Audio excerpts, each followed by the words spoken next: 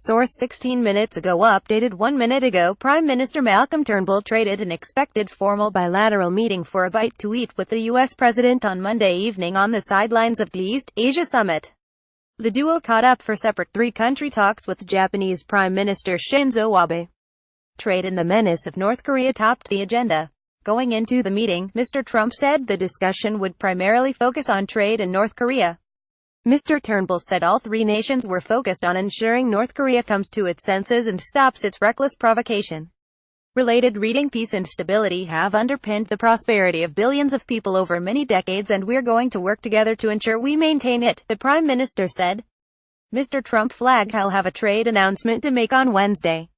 He said the U.S. had trade deficits with almost everybody before Mr. Turnbull chimed in, except us, Australia.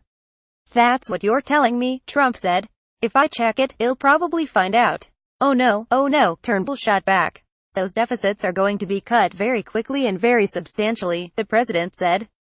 Mr. Trump praised the U.S. media pack for keeping pace with his busy schedule traveling across Asia on a 12-day jaunt.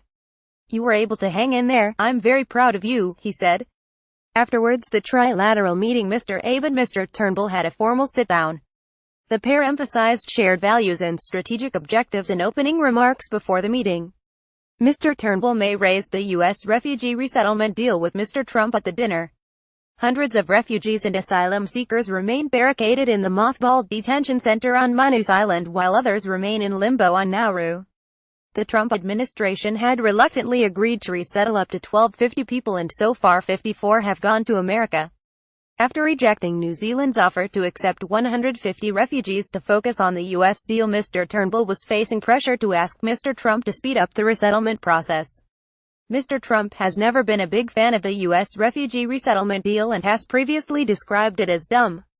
The issue was the subject of a heated phone conversation between Mr. Turnbull and Mr. Trump in January. New Zealand's leader Jacinda Ardern is seeking another meeting with Mr. Turnbull to express her grave concerns about the treatment of refugees on Manus Island. New Zealand is reluctant to take its offer directly to the Papua New Guinea government.